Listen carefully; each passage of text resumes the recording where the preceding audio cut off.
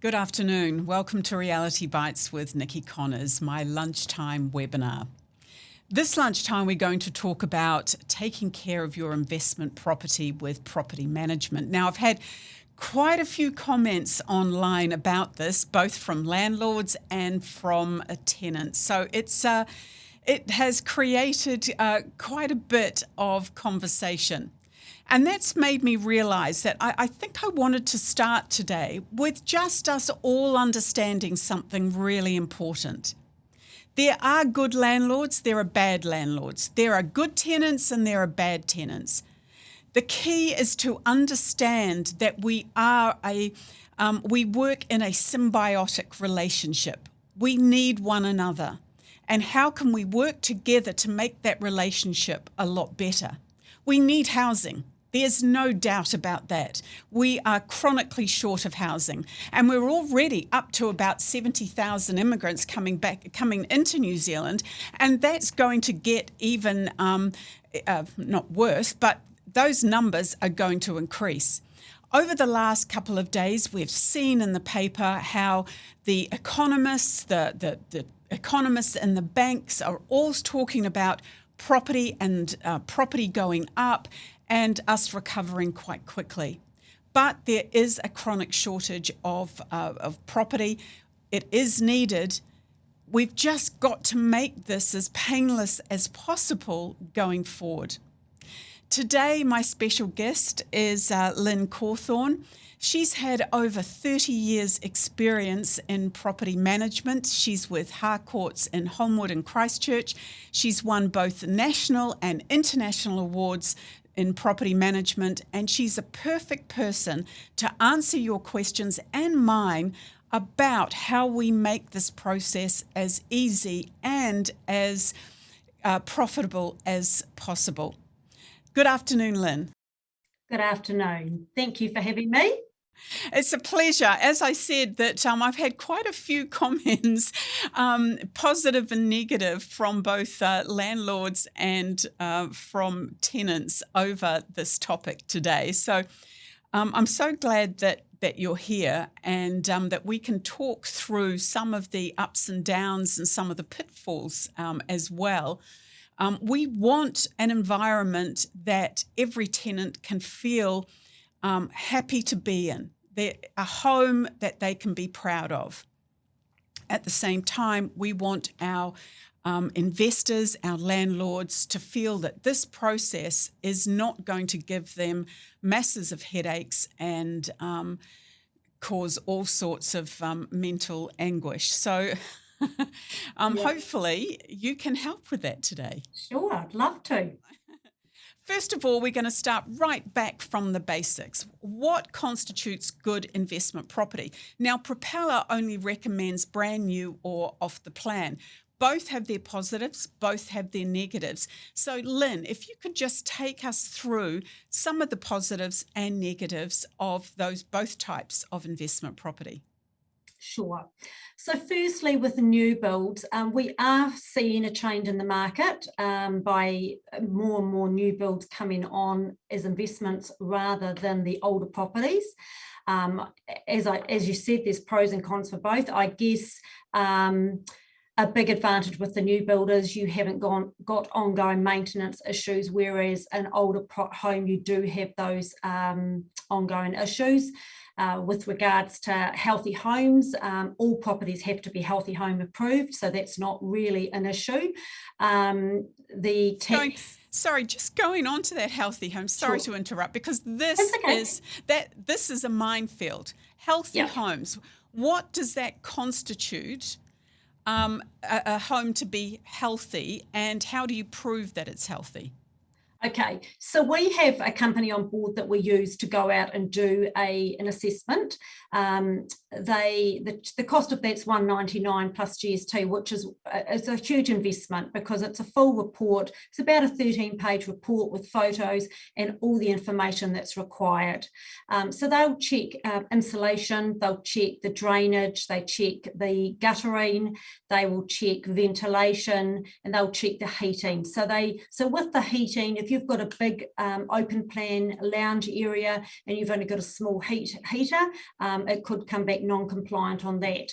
If there's anything that does come back non-compliant, which is more so with an existing property, not that common in a new property, you do have 120 days after the date of the tenancy to make sure the property is compliant. The only thing that has to be compliant before tenant moves in at that point is insulation and, of course, smoke alarms. Right. But So that actually is, but that's quite expensive as well, because we have mum and dad investors who do it yourself. They think, oh, we're going to move out of our home, we'll keep it and we'll rent it out. But in fact, they don't realise, do they, the cost of bringing it up to becoming compliant. I mean, you say 120 days, but how much could that cost them with all of these different issues and the things that they've got to take care of? Well, I guess, I mean, where the expense can be is the insulation. But, I mean, you've got to look at the long term. Look, if an owner's looking at the property as a long-term investment, I guess, I mean, it's something that has to be done. You can't rent a house without it. So you've just got to factor that into your budget, really. As I said, new homes are certainly not normally an issue. And that's probably why we are seeing, part of the reason we are seeing a lot more investors buying new builds. Right. And with this being a bit of a minefield, I think you were telling me, giving me an example of someone that came to you recently. Yeah, so I was working with a potential client and she decided that she was going to privately manage the property. So I followed up with her probably about a week, 2 weeks later, I guess, and said, any developments? Have you made a decision whether you want to come on board? And she said, oh, I've actually put a tenant into the property, so I'm happy managing it myself. It is a friend, so I'm sure everything will be fine. So I went through with her just to protect her. I said, have you done your healthy homes? Have you done a pre-inspection report, for example, before the tenant moves in? And she hadn't done any of that. So she's already breached the Residential Tenancies Act by not providing a healthy homes assessment. And unfortunately, she hadn't lodged the bond, little things like that. No. Yes, so of course, she went away. 5 minutes later, I got a phone call, we'd like you to manage the property. Because if that had gone to mediation, even though that tenant was a friend, that friend just needs to speak to someone else, and that person mentions, oh, did you get given a healthy homes report? She would be taken to tenancy tribunal, and we have had that cases with owners that have done before they've come on board with us because they haven't done it correctly and they've ended up at tenancy tribunal. So how much could that cost, if they were found guilty of that? Yeah, so fines, look, they could be fined $7,000. It just depends to what level and what they haven't done that's not, because I mean, a private owner, if they haven't done healthy homes, you often find there's other stuff they haven't done as well. They don't follow the Tenancy Act, for example. We have private owners that have come on board that have gone to properties and haven't given the tenant sufficient notice or given them any notice. And of course, again, you end up at tenancy tribunal for that as well. It's just not worth the risk. We know what we can do and what we can't do. Sadly, private owners don't know that. There's no way they're going to read through the whole Tenancy Act to know what they can do and can't do. So it's just not worth the risk. No, and it changes constantly, doesn't it? I mean, this is the other thing, that you've got to keep up with legislation quite rigorously. We do, and that's the advantage with the company I'm working for. We regularly have seminars and updates on everything that goes on, all the changes that are brought out. And last February or February before, there was a lot of changes to the legislation. So we get together as a group and we learn all those changes. So we are well up to date with what's going on, because as I said, it's too much of a risk not to know. It's our job to know it. As I said, private owners, they just don't know the laws. And with a brand new property as well, we're seeing that this is one of the things that we ask developers is it healthy home compliant? So when we pass over our landlords, clients, investors to you, And you're dealing with the developer at that stage. So what sort of information are they supplying to you so that you can prove that it's healthy home compliant? Okay, so that's something we normally organise on behalf of the owner, because the developers don't do the healthy homes. Well, very few of them do the healthy homes. So that's the first. So as soon as we've got a new client on board with a new investment, that is one of the first things we organise is the healthy homes. So we try and get access as soon as that house is completed. We try and get access and get that assessor through the property. And that's all it is at that stage, isn't it? Because it's just the assessor. And it's interesting that you say that. And this is the difference too with between property management companies. We recently dealt with a property management company that went to the client and said to organise their own report, which is something that I was really surprised about, because this is part of the service I know that you give. And who's got the time to be organising these things themselves and then passing them over to a property management company? Exactly. And we would probably we'd get the odd owner that goes, no, I'll do it myself. But 100% of the time they go back to, we have to send them back to the owner because it's not done properly. They haven't done the heating assessment, or they haven't provided measurements that we require. It's just not worth it. For $200 plus GST, it's stress-free. You just get someone out there, but we do take full control of that. We don't expect the client to do that. No, I think that's a really good service. Yeah. So you've got the property, you're talking to the landlord, and this is now when the next question that will come to you from a landlord is, what sort of rent am I going to get? So how do you assess what the rental is going to be for that property? Because if they do it themselves as well, it's all very well going, well, this is what I want. I want this because this is my mortgage, but that doesn't necessarily correlate, does it? No, it doesn't, definitely not. So we have different platforms, so we can go to different areas that we have access to. We look at the recent properties that have rented in the area, a bit like a sales appraisal, I guess.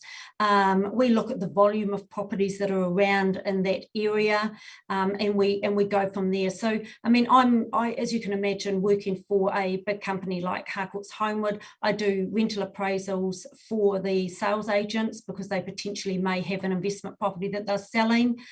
So I provide an appraisal for them. Anyone that's potentially looking, that may even look for, but maybe buying through another company, can come back to me and say, Lynne, can I have an appraisal on this property? So, and I'm more than happy to do that for anyone that is looking. But yeah, it's it comes with experience, but it is basically looking at what we're up against. So if we're in an area where at that time there's an overload of a particular property, it generally brings the price down a wee bit. The market changes all the time, but we are careful not to overprice. If it's a market where there is a shortage, we certainly will try the higher side of our appraisal. If that doesn't work, we tweak the price. Of course, if we don't get any inquiries, we'll tweak the price a wee bit and bring it down. And that doesn't necessarily have to be that long. I mean, by tweaking it and I've seen some landlords that have sort of been quite, they're stuck in their ways, and it's this amount, and that's what I'm going to wait for. But it could take 2 or 3 weeks. Whereas if they drop their rent by $20 a week, they're actually better off than having to wait that extra 2 to 3 weeks for that extra $20 a week difference. Yeah. 100%. I mean, the other thing too is you've got to look at the date. So if someone's looking at trading, and we'll get an owner that might come to us and say, but that property's, that's priced at that. And I always go back and say, yeah, but look when that property was listed, and it might have been listed 2 weeks ago. And then tenants get in their head that, especially at the moment when there is a shortage of properties, something must be wrong with it because it's been sitting there for 3 weeks. So that's where it's really important to try and have that ad nice and fresh and get the property rented as soon as possible. That's like selling a property as well. I mean, It's the same. I always say to my clients that when you purchase an investment property, you've got two markets, because as we go forward and you look for the future, you've got one group today, which is your tenants, what's going to drive them to rent it today, what's going to drive the rentals up and tenancy in the future, but also in the future, what's going to drive sales. So that's a really important point, that don't be too rigid in what you want, because it could cost you more than what you're trying to make per week. That's right. On that property. Yeah, now definitely. So you brought up also the shortage. This is going to be nationwide, I think. I mean, you're also talking about Christchurch, but when we're looking at the numbers that are coming into the country, do you see that this is going to get worse? Do you see that the rents are going to be reflective even more so than they are now of that shortage? Yeah, so good example. So March 2 years ago or 3 years ago, this is a really good example. There was about 2,500 properties throughout Canterbury available. March last year there was about 1,400. March this year there was about 656. No, really? So that's how it's changed so much. And going forward, I mean, it's hard to say exactly what's going to happen, but there's certainly a lot of tenants out there looking for good homes. We've had tenants in tears on the phone because they just can't find a property. So, yeah, it could change. Normally in this time of year, being winter, things slow down a bit, but we certainly haven't seen that slow down at this stage. No, and we're seeing less building as well that's going on. Yes. And so less building, the borders are opening. It can only give you one sort of outcome for that. So with the growth of rentals as well, that brings us on to when you've got a tenant and you've set a price or for that rental, how soon can you then change it to bring it up to the latest rental in the market? Sure. So if we fix a tenant into the property for 12 months, you can only increase the rent every 12 months. So what would happen in this situation? We would put a tenant into a property. We would generally fix the lease for 12 months. 90 days prior to that, we would go to the owner and we would say the property's lease is coming up for renewal in 90 days, because we have to give the tenants 90 days notice if the lease is not going ahead. We would then discuss what the market's like, and at that point we would say, look, we think we could get another $20 a week, and then we would go to the tenant and present that to the tenant and go from there.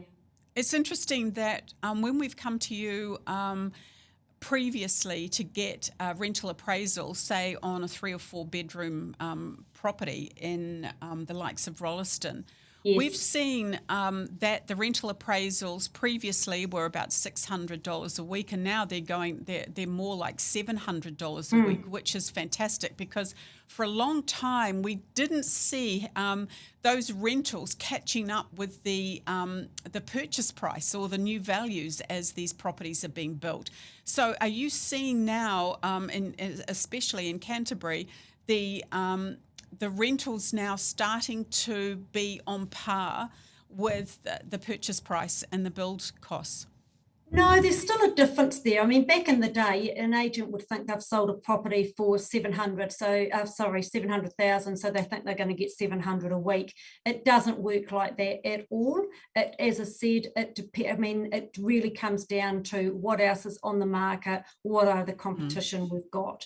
And of course, from when we do an appraisal to when the property actually becomes available, of course, that rent can change in that period as well. And that's often when you come back to us and you can say, can we have an updated appraisal? But no, it doesn't really reflect on the sales price at all. It is quite different. Yeah. One of the other things, of course, is, how do you find the right sort of tenant? What can you do? I mean, if you're doing it for yourself, it's quite limited, isn't it, as opposed to going to an agent? Yeah, love that agency? question. So, I mean, we pride ourselves on the team we have on board. We've got a team of about 13 property managers. Some of them have been there over 10 years, so clearly come with a lot of experience, and that the experience goes a long way. So our procedure when we get a property and we've got a time online that the tenants to book, of course they go through the property. The property manager will be there to meet them, show them through. You do get a good feel for that person at that time.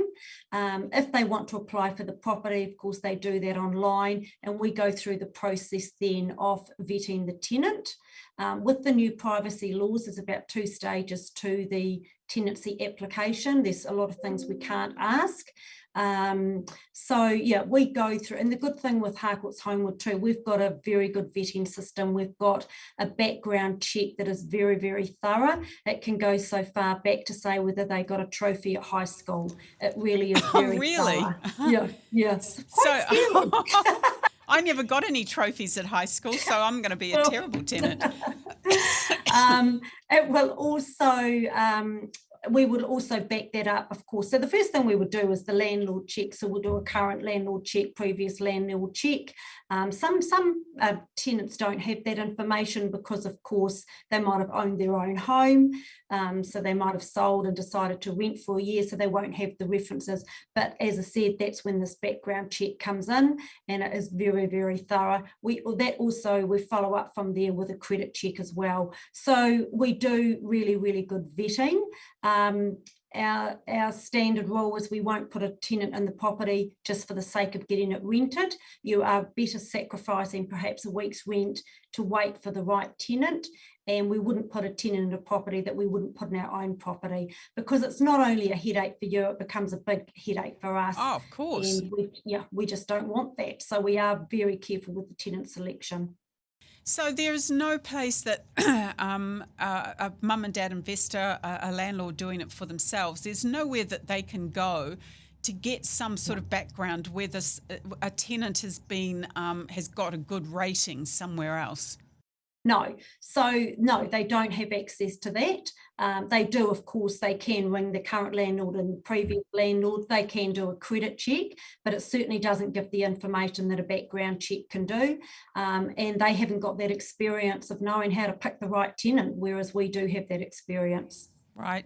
We've got a couple of questions, Lynne, just before we go on. Sure. Do you want to ask what those, because I can't see the questions. I can, okay.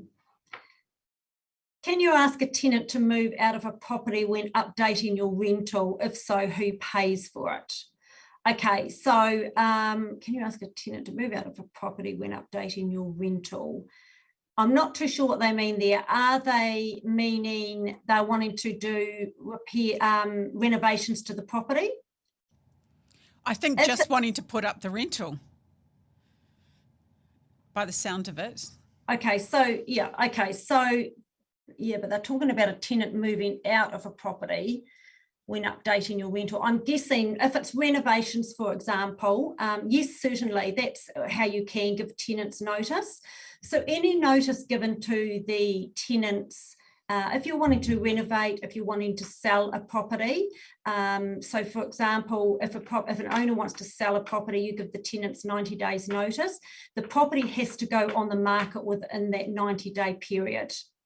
So you can't just get rid of a tenant just for the sake of it. You do have to have a legitimate reason for that. And renovations, yes, you can ask the tenant to move out to do intensive renovations, definitely. Yeah. Second question, I'm not getting the service that was sold to me from my property manager. How easy would it be to transfer to you? Okay, so that's another good question. Really easy, and we do get that a lot. What we do find too, sometimes we get owners that think they're getting a cheaper deal elsewhere, and so they've decided against us and they've gone elsewhere, but we have found a lot of them have come back to us purely for that reason. They're not getting the service that they were promised. So how that would work is basically the owner would give an email to their current landlord and giving the required notice, which would be on their management authority. If it is bad service, often sometimes they can be released from that. Otherwise, you follow through with the notice given.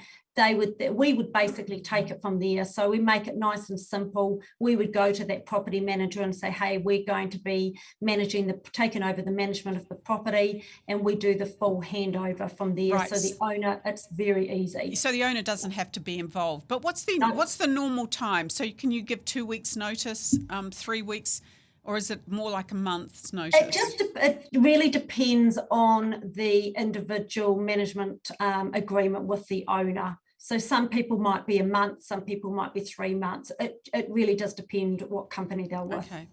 Yeah. I mean, it is funny because, well, it's not funny, but I have to smile sometimes. The average property management fee is about 8%, and this is from very experienced property managers. Now, on a $500 a week property, that is 5/8 56. Is that right? Yeah. Is that right?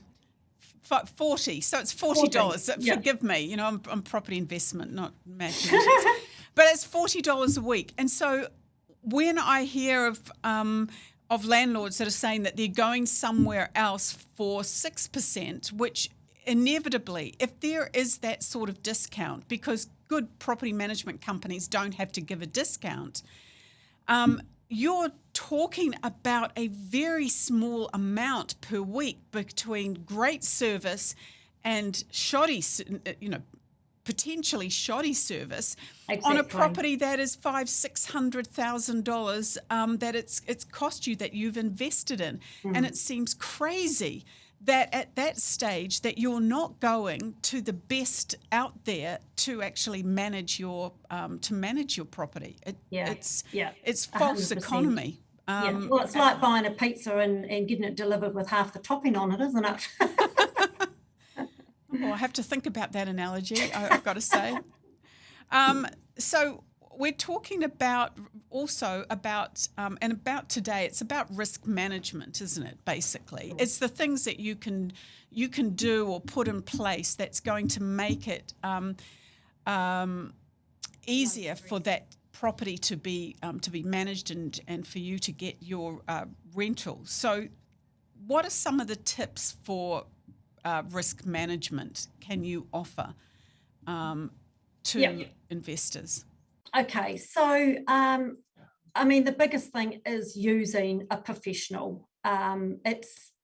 It's like when you're dealing with law stuff, you don't do it yourself, you go to a lawyer. It is the same thing. You leave it in the hands of that specialist person. I'm sorry, but I've got to say, I say the same thing about property investment. Why do it yourself, or go to some or listen to your friends or family? I mean, you've got to be dealing with the people that have been doing this a long time. It is a business. That's dead right. And it just eliminates the risk because, as I said, we've got that experience. We've got numerous awards, accolades behind us, and that shows that we do offer a very good service. Throughout the country, we're one of the lowest rent arrears, which is huge. We have a very good procedure in place for that. The other thing is inspections. You often find a private landlord doesn't do their inspections, whereas we do inspections every 3 months, and that's very important because insurance do require that done. Again, that's something that private landlords do tend to not do as much as they should do, for sure. Often when we pick up a property from a private landlord, they haven't done that pre-inspection report. So our pre-inspection reports are thorough. They're like on a 4-bedroom house, there's about 300 or 400 photos. The tenant signs that report. And again, it's just eliminating that risk. And insurances, one of the things that we put into our cash flows is our landlord protection insurance as well. And we found that that saved a lot of heartache for clients in the past. And it's not that expensive, is it? No, it's not. And you've got to have it. There's just no question you have to have insurance.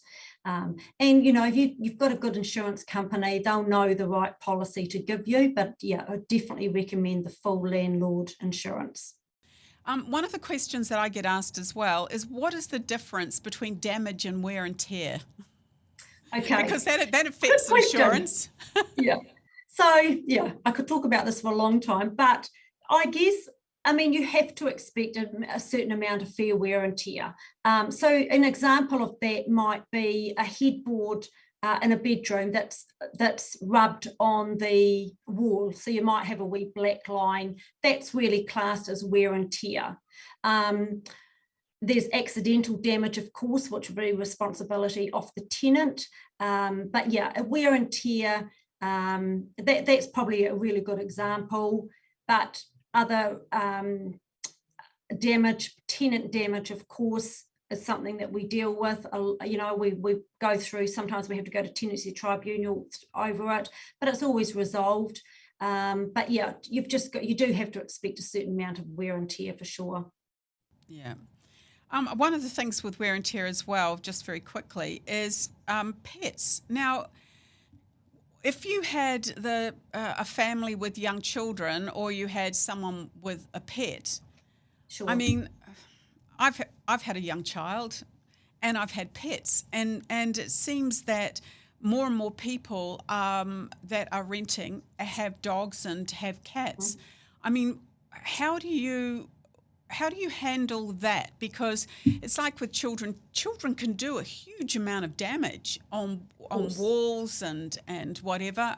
You don't want to discriminate, but at the same time, it's how do you allow for that profile of person to go in, but to protect the property at the same time? Sure.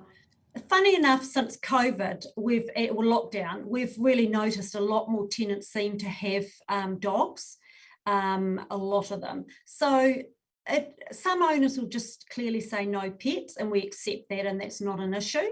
You certainly do get a lot more interest in your property if you do allow pets. We do have a clause in our tenancy agreement that if there's any damage from the pet, that the tenant is responsible for it. And we also ask that they have we put in the tenancy agreement that the carpets must be professionally cleaned after the tenancy as well. But we get some tenants applying, and they will give us photos and stories and photos of their kids with the animals, and that sort of shows that they are the responsible pet owners. And that's where we take all that into account as well. But we have that discussion with the owner. Even some owners that say no, if we do happen to get a really good tenant that have got a pet, we still present that to the owner and say, look, this tenant, we just think they're the right fit for the property. Their references are outstanding. Yes, they have got a dog, blah, blah, blah. And sometimes it gets accepted, sometimes it doesn't. But yeah, the owners are covered well for that. And so would you increase the bond for... No, you can't increase. No, you can't increase the bond. No. No, right. Okay. No, we've got 3 more questions. Sure. Let me have a look.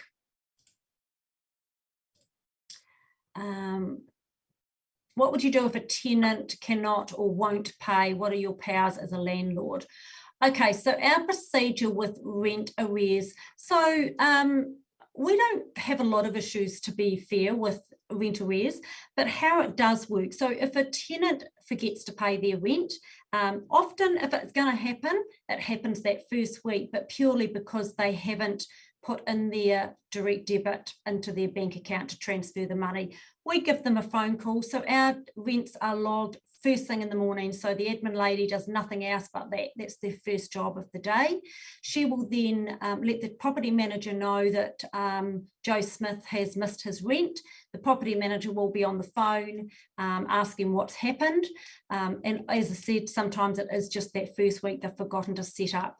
Other situations, if their situation has changed in any way, we work through that with them. If it's a tenant we've had on board for a long time, and we know generally they do pay well, there's a wee bit more lenience given there. If we have to give a 14-day notice, we certainly will do that, and we would do that. Sorry, that 14-day notice, so how long is it that they don't pay their rent before you can issue that notice? So we generally issue that notice about day 6. We can't lodge with tenancy services until their rent is 21 days in arrears.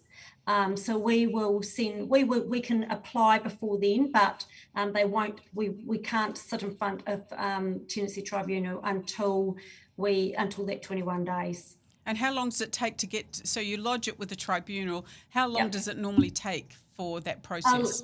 Well, a few years ago, it used to take quite a long time, but it doesn't now. They're pretty onto it because it is money that clearly is owing to the owner. So they do get onto it pretty quickly. Often it's phone mediation to start with. Right, okay. Hopefully that helps with that question. Next question. Next question. I wanted to change property managers, but I have read our management agreement says they can have exclusive access to management for 12 months. They charge 10% management fee, but I'm not happy with the service. I was surprised to find out that we cannot change easily. Is that normal? No, it's not really. No, they're definitely... I mean, you're more than welcome to contact me afterwards and have a chat around that, because that does seem a wee bit odd. There should be a clause in that management authority for you to be released, especially when you're not getting the service that you promised. It sounds very onerous to me to be tied in for that amount of time. Yeah, definitely. So yeah, as I said, that person, you're welcome to contact me privately afterwards. I'll have a chat with you about that. What are your thoughts short-term tenancy, i.e. people wanting somewhere for 3 months? Okay, we don't do a lot of 3 months. We do get 6 months. We get the odd 3 months, but we do tend to get more 6 and 12 months. You don't get as much inquiry even for 6 months, to be fair. Most tenants are looking for long-term leases, but yeah, pretty rarely do we don't normally deal with 3-month leases. They are, to be fair though, especially in the likes of Auckland, starting to come up more with some of my properties as well. Yes. With film companies, for instance, I've had film companies into 2 of my properties and taken them for 3 months. It's a higher rental, but it sounded great to start with. To be fair, it did sound great. The rental was a lot more. They paid for the cleaning, but actually, in the end, it wasn't that as lucrative as I thought it would be, because of the difference between the next tenancy and the full clean to come in and to go out, and yes. I prefer that it just ticks along. Airbnb, I suppose, is different if you set it up for Airbnb, but that's a completely different thing. Yep, I mean, yes, three months. It does sound good, but I suppose it's got to be in the right place and the right property. Do you agree, Lynne? Yeah, definitely. Yeah. But yeah, like I said, we don't get a lot of requests for that. You might get, we'll get the odd person that might be building and they're just short of a few months. But often, we'll see if we've got anything there that might suit. Otherwise, it's Airbnb is the best way to go, really, for the shorter term. Yeah. We've got another question. Next question. Professionally cleaned. Our tenant and property manager thought I hired a DIY rug doctor in the middle of winter was acceptable. Our tenant had a cat and the tenancy agreement said no pets. Okay, so as I said before, our management authority, our tenancy agreement has to be professionally cleaned. DIY rug doctor is not a professional clean. So it's got to be a professional clean. The cat without permission, that is something that if you can't manage it between yourself and the tenant, it's something that would go to tenancy services for sure. Because again, they've breached their tenancy. You can give them a 14-day notice to ask them to remove the pet from the property. And if that doesn't work, well, then you'd have to go to tenancy tribunal. And what about, that actually brings up another question. What about if you've rented it to your property to one person or to a couple, and then you find that there is more people living there? How do you handle that? Because that's extra wear and tear. You haven't checked those other people. Sure. So again, tenancy agreement, we have number of occupants that are allowed in that property. And if we hear that if it says 2 people and there's 4 people, we would go to that tenant and say, hey, what's happening here? We believe you've got more people in the property that should be in the property. And again, if we need to, we do a breach notice. Otherwise, we work it out between us. We haven't come across that very often, to be fair. Right. Okay, we're almost up with our time. There's so much that to go through. If there is any other questions, more than happy to answer them for you. One of the things I think that has come out of today, isn't it, Lynne, is, as we said, this is not a do-it-yourselfer. Same with property investment. You've got to have all of the professionals around you to ensure that as an investment, nothing is as safe as houses. You know that with that expression. Exactly, so true. But you can mitigate the risk by doing by seeing the right people and taking the right advice. We've got one more question, and then I'll round it up. How often can you increase the rent? Haven't increased the rent for 2 years. Should it be on a year-to-year? Yes, definitely. It is 12 months. You can't do it any less than 12 months. Yeah. And actually, your property manager should be doing that automatically, shouldn't they? I mean, you shouldn't have to be asking them. No. So as I said before, when that lease 90 days prior, we will go to the owner and say the lease is up for renewal. We think the rent should be this. That's another area where we often pick up managements from private owners, because they've built a relationship with that tenant, they've become friends. Suddenly the rent needs to go up and the owners are too scared to do it, and they get so far below the market value, it's very hard to go back up with the same tenant, because you don't want to suddenly give them $100 increase. And so that's what we keep a real close eye on that, and do look at the rents every year for sure. Okay. Lynne, thank you so much for your time today. It's been so interesting, and we love working alongside you as well. So thank you very much on behalf of my clients.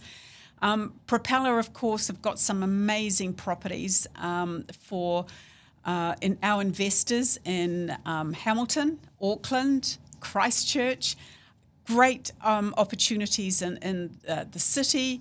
House and land, all professionally managed, which we organise on your behalf as well, so you don't have to worry about it. I really think that as we're seeing the market starting to move, now that we're seeing that there is a definite proof that within the next 12 to 18 months, property prices are going to be back to in that growth, that it is a good time again. It's always a good time, but it's a good time again to be looking at investment property. And remember too, you buy something today off the plan that maybe is 12 months away, that gives the market time to rectify, to adjust, but also time for interest rates to settle down. Now, as I've said for quite a while, I think that by the end of next year that we're going to see sub 5%, and we don't think that interest rates are going to go up for very much more. We've plateaued. So think about that as a strategy, getting something at today's prices that doesn't settle for the next 12 months or so. If you'd like to speak to any of my team, of course, free phone 0800 81 81 91 or info@propellerproperties.co.nz. Thank you so much for your time, and I look forward to speaking to you again on Reality Bites next month.